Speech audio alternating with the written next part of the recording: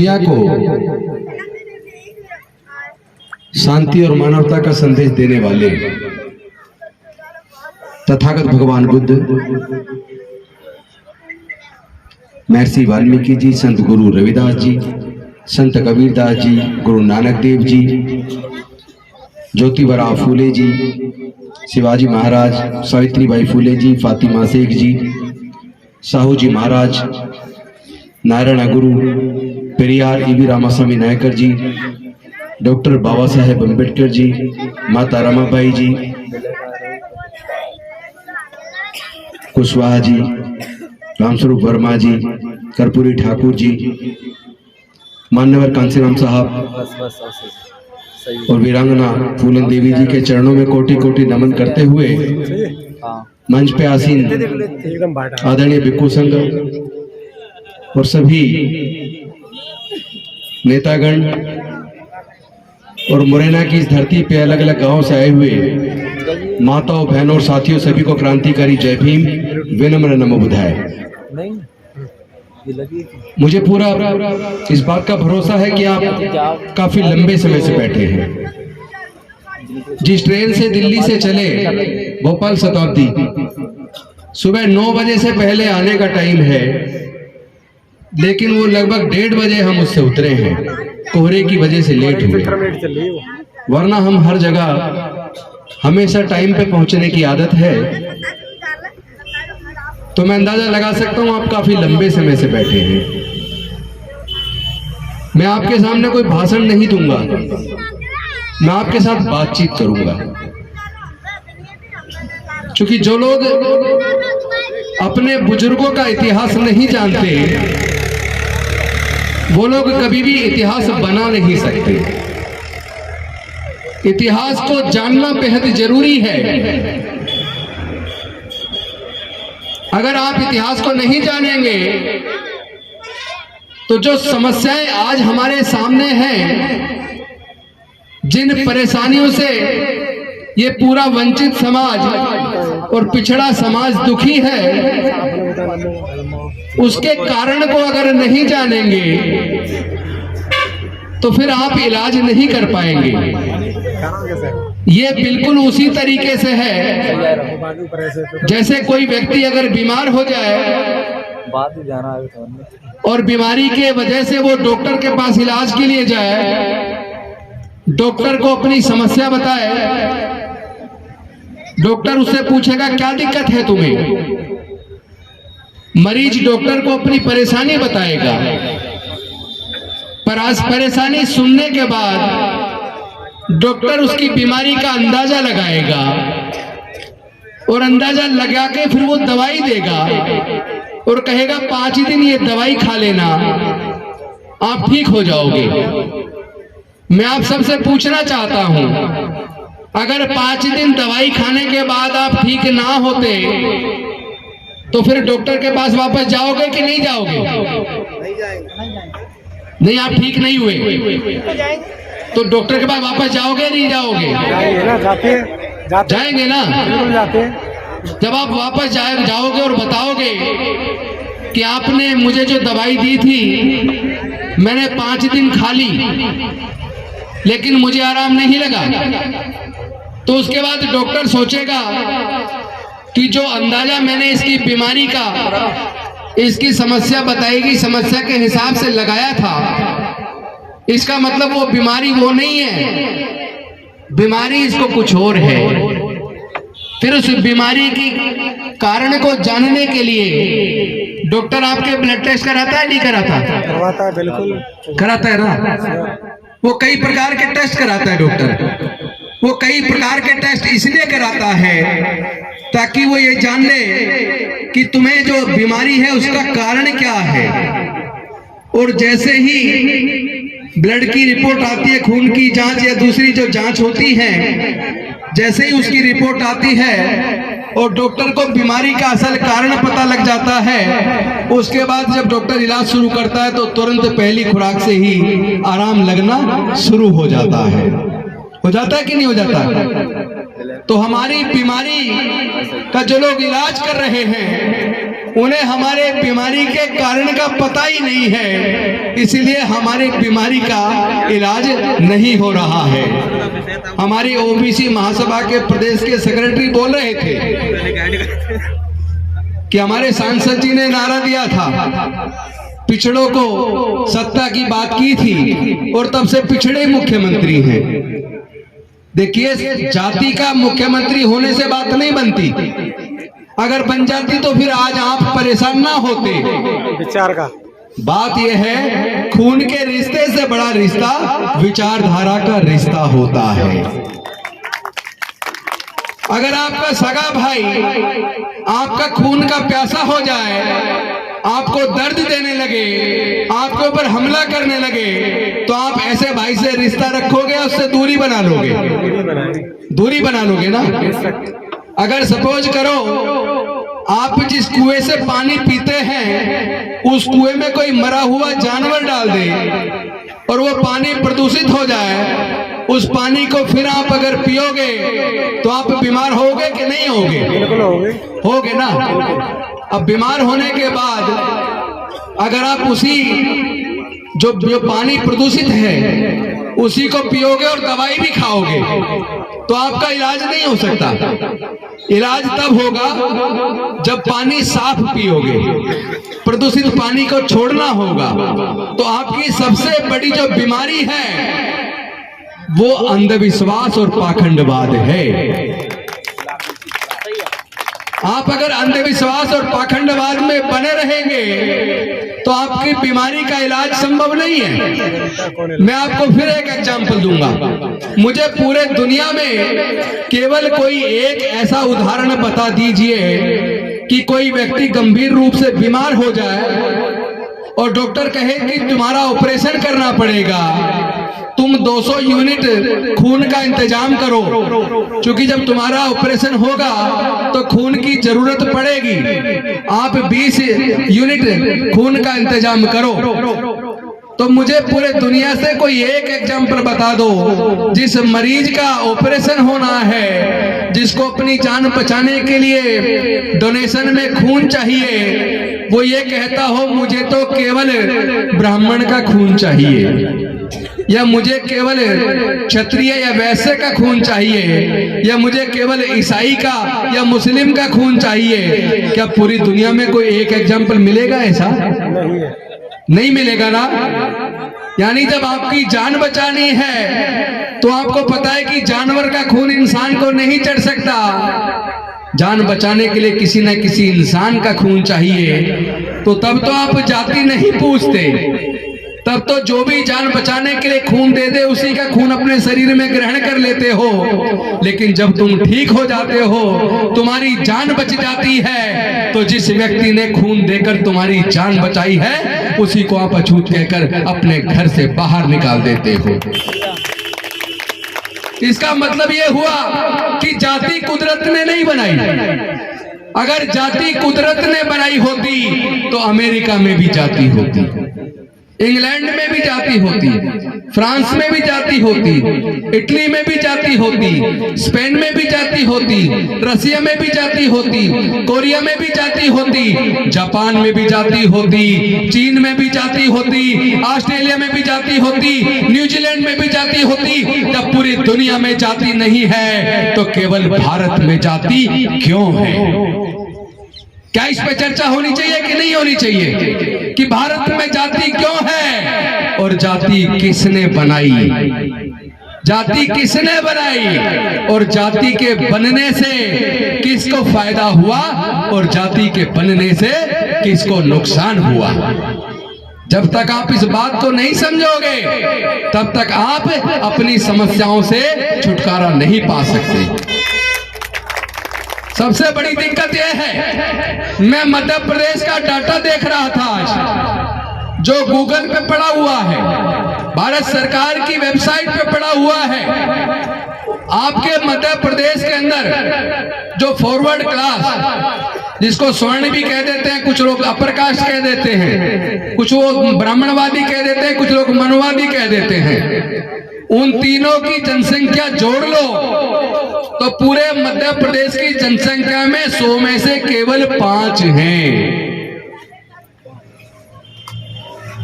100 में से केवल 5, जबकि डॉक्टर बाबा साहेब अंबेडकर संविधान के माध्यम से भारत में प्रजातंत्र लेकर आए और प्रजातंत्र में राजा चुनने का अधिकार आप लोगों को दे दिया।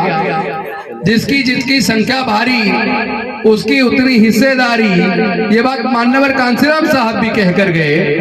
लेकिन क्या आपने उनकी बात को माना? पहले तो ये बताओ, तुम्हारे बच्चों का भविष्य ज्यादा महत्वपूर्ण है या धर्म? भविष्य बच्चों का भविष्य ज्यादा महत्वपूर्ण है, लेकिन आपके बच्चों का भविष्य बनाने की बजाय वो तो मंदिर बना रहे हैं। अगर मंदिर बन भी जाए या कितनी बढ़िया से बढ़िया मंदिर बन जाए, मस्जिद बन जाए, गुरुद्वारा बन जाए या बौद्ध मंदिर बन जाए, जितना मर्जी खूबसूरत बना लो, जितना मर्जी ऊंचा बना लो, क्या उससे आपके बच्चों का पेट भर जाएगा? क्या उससे आपके बच्चों के कोई तरक्की हो जाएगी? आपकी तरक्की तो केवल पढ़ाई से हो सकती है। जब तक आपके बच्चों के पढ़ाई के रास्ते बंद थे, क्योंकि पहले बाबा साहेब के संविधान से भारत नहीं चलता था, भारत मनुस्मृति से चलता था। और मनुस्मृति कहती है पढ़ने और पढ़ाने का अधिकार केवल ब्राह्मण को है, संस्कार करने का अधिकार केवल ब्राह्मण को है, कर्मकांड करने का अधिकार केवल ब्राह्मण को है, दान लेने का अधिकार केवल ब्राह्मण को है, यज्ञ करने का अधिकार केवल ब्राह्मण को है। यानी कि पढ़ने पढ़ाने का काम, यज्ञ करने का काम, दान लेने का काम, कर्मकांड करने का काम केवल ब्राह्मण का। ये बात मनुस्मृति कहती है। रक्षा सुरक्षा का काम, शस्त्र धारण करने का काम केवल क्षत्रिय का है।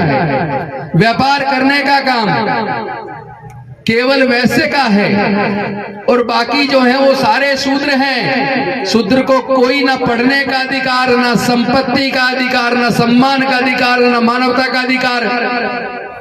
उसका काम है बाकी के तीनों वर्णों की सेवा करना। वो संविधान कहता था, मनुस्मृति, कि शूद्र का काम है तीनों की सेवा करना। और संविधान के आने के बाद डॉक्टर बाबा साहेब अंबेडकर जी ने क्या किया?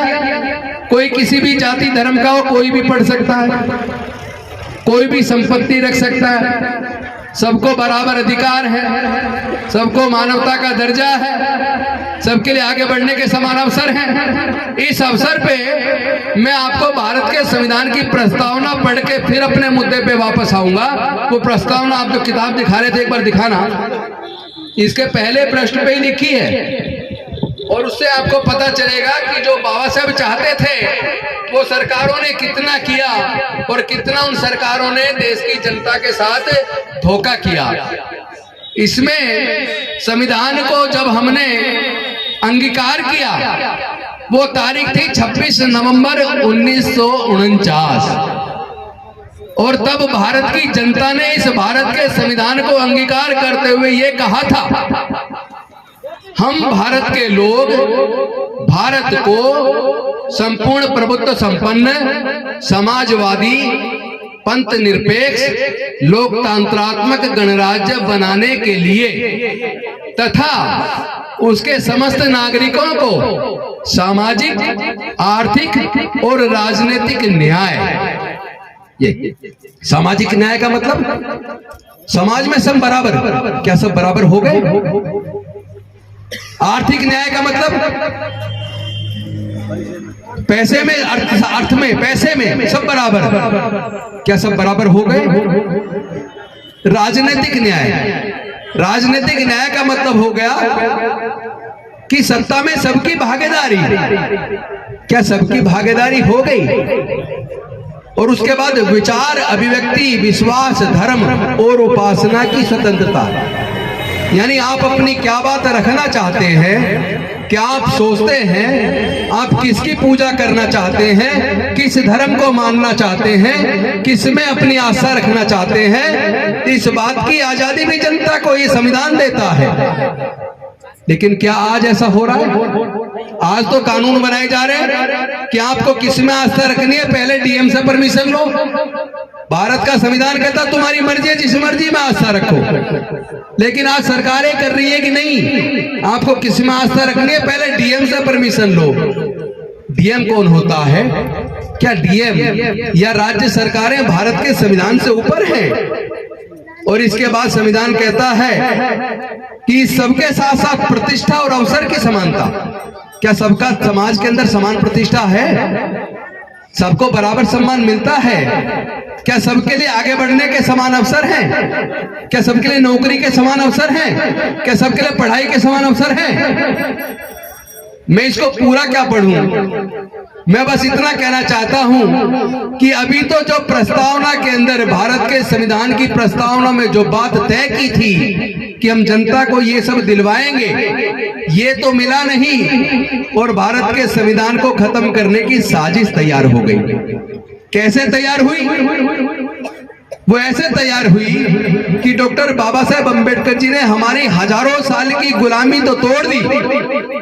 मैं वापस इस पे आऊंगा, पर इससे पहले एक बात बतानी जरूरी है, क्योंकि वो बात नहीं बताई तो आपको समझ में नहीं आएगी। फिर मैं वापस पढ़ाई के मुद्दे पे आऊंगा कि पढ़ाई आपकी कैसे छीनी जा रही है। देखिए, किसी कोई ब्राह्मण समाज को 4 वर्ण में बांटा मनुस्मृति ने, ब्राह्मण, क्षत्रिय, वैश्य, शूद्र, 4 में बांटा ना। अगर कोई किसी ब्राह्मण से पूछे तुम्हारा वर्ण क्या है, वो कहेगा मैं ब्राह्मण वर्ण में आता हूं। और जाति क्या है? जाति भी ब्राह्मण है। कोई किसी से पूछे क्षत्रिय से तुम्हारा वर्ण क्या है, तो क्षत्रिय कहेगा कि मेरा वर्ण क्षत्रिय है और मेरी जाति भी क्षत्रिय है। उसी प्रकार अगर कोई वैश्य से पूछे तो वैश्य कहेगा मेरा वर्ण भी वैश्य है और मेरी जाति भी वैश्य है। लेकिन अगर कोई शूद्र से पूछे, जिसकी जनसंख्या आपके अगर मध्य प्रदेश की बात करूं तो 88% है, शूद्र की संख्या मध्य प्रदेश में 88% से भी ज्यादा है, और बाकी पूरे भारत की बात करूं तो 85% से ज्यादा है। लेकिन अगर कोई शूद्र से पूछे तेरा वर्ण क्या है, तो वो चुप होगा, कोई जवाब नहीं देगा। और कोई उससे पूछे तेरी जाति क्या है, वो कहेगा मैं बघेल हूं, मैं कुशवाहा हूं, मैं साक्य हूं, मैं गुर्जर हूं, मैं यादव हूं, मैं मल्ला हूं, मैं तेली हूं, मैं बढ़ई हूं, मैं लोहार हूं, मैं सुनार हूं, मैं चमार हूं, मैं वाल्मीकि हूं, मैं खटीक हूं, मैं कोली हूं, मैं रैगड़ हूं, मैं बैरवा हूं, मैं बलई हूं। वो अपनी हजारों हजार जातियां गिना देगा। तो ये 88% लोग तो हजारों टुकड़ों में बट गए, और वो 12% लोग केवल 3 टुकड़ों में हैं, और वो 3 भी एकजुट हैं। मैं ये नहीं कहता कि उन 12% के साथ अन्याय होना चाहिए, मैं ये नहीं कहता कि जातिवाद को बढ़ावा दिया जाना चाहिए।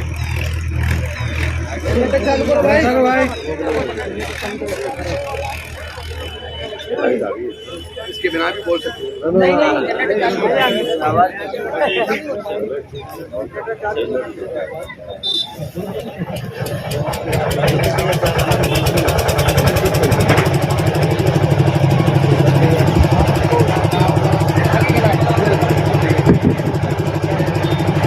तो भाई, जब आप हजारों टुकड़ों में बटे हो तो फिर तुम्हारी जीत कैसे होगी? इसके लिए एक एग्जांपल और दूंगा ताकि आपको समझ में आ जाए। एक जेल थी, जेल के अंदर 10,000 कैदी थे। उन 10,000 कैदियों में शूद्र समाज के और मुस्लिम समाज के, यानी शूद्र मुस्लिम को छोड़ दो, उन कैदियों में शूद्र समाज के, क्योंकि शूद्रों में मुस्लिम भी आते हैं, बाद में कन्वर्ट हुए, कोई विदेश से नहीं आया, सब यहीं से कन्वर्ट हुए, कोई ओबीसी से, कोई एससी से, कोई एसटी से। तो जेल के अंदर 10,000 कैदी थे। 10,000 कैदियों में 9,500 कैदी शूद्र समाज के थे और 500 कैदी फॉरवर्ड कास्ट के थे। लेकिन जेल के अंदर जो खाना बनता था वो उन 500 लोग जो खाना चाहते थे केवल वो बनता था। तो 9,500 कैदियों ने इकट्ठा होकर जेल के महानिदेशक के सामने एक बात रखी कि हमेशा खाना केवल इन 500 कैदियों की इच्छा के हिसाब से ही क्यों बनता है? 9,500 हम लोग हैं, हमारी इच्छा से कभी भी खाना क्यों नहीं बनता? तो महानिदेशक ने कहा ठीक है, आप लोग ऐसा करो, आप लोग तय कर दो क्या खाना चाहते हो। तो वो जो 500 लोग थे उनकी राय एक थी, वो एकजुट थे। उन्होंने मेनू बनाया, अपना चार्ट दे दिया कि हमें ये चाहिए। उन 500 के 500 का एक चार्ट। और वो जो 9,500 कैदी थे उन्होंने सबने अपना अपना अलग चार्ट बनाया, वो चार्ट दे दिए 1000। तो जब 1000 चार्ट दे दिए तो महानिदेशक ने कहा भाई बहुमत के हिसाब से 500 कैदी एक तरफ है और बाकी 9,500 कैदी 1,000 हिस्से में बटे हैं। और प्रजातंत्र में बहुमत की चलती है, बहुमत से जो 500 कैदियों ने कहा है उनका बहुमत ज्यादा है, इसलिए जो वो कह रहे हैं वो ही बनेगा। तो देश में यही हो रहा है, भारत के अंदर यही हो रहा है। भारत में जो लोग अपने आप को 88%, 85% बोलते हैं वो बटे हैं हजारों टुकड़ों में। यानी एक हिस्सा भी पूरा 1% नहीं बैठता, इतने हिस्से बढ़ जाते हैं। और एक तरफ 15 और 12% जिनकी हम बात कर रहे हैं वो सब वोट डालते इकट्ठा होकर, एकजुट होकर। इसीलिए सरकार उनकी बनती है।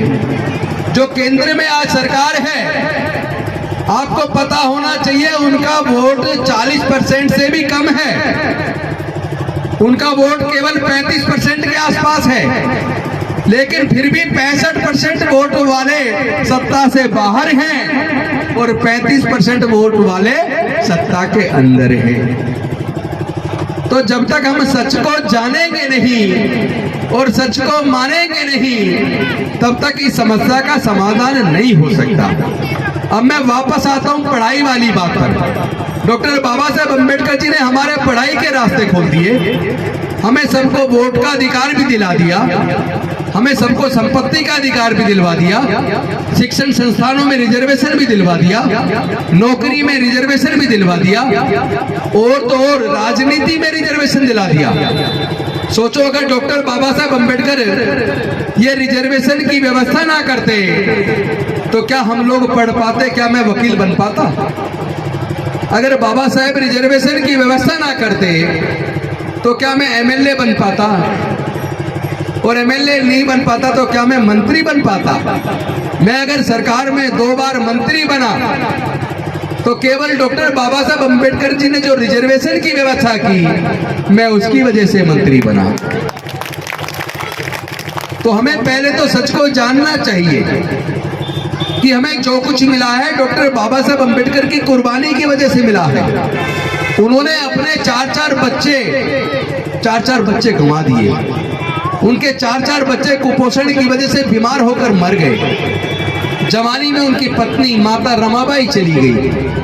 फिर भी डॉक्टर बाबा साहब अम्बेडकर जी ने हिम्मत नहीं हारी। मैं आप सबसे पूछना चाहता हूं, क्या डॉक्टर बाबा साहब अम्बेडकर हमें रिजर्वेशन की व्यवस्था करके हमारे पढ़ाई लिखाई की, नौकरी की और नेता बनने के रास्ते इसलिए बनाकर गए थे कि हम लोग 88 और 90% होने के बावजूद अपने ही समाज का जुल्म होता रहे और हम चुपचाप देखते रहे? जो लोग संसद के अंदर, विधानसभाओं के अंदर जीत के जाते हैं, क्या वो कभी समाज के दर्द को, समाज के मुद्दों को संसद के अंदर, विधानसभाओं के अंदर उठाते हैं? नहीं उठाते। आपने जो आज का मुद्दा रखा है, माता रमाबाई की जयंती तो मना ही रहे, पूरा देश नहीं पूरी दुनिया में मन रही है, लेकिन आपने इसी के अंदर जातिगत जनगणना की बात की है। पहले तो मैं आपको बधाई दूंगा, आप सब लोग को शुभकामनाएं।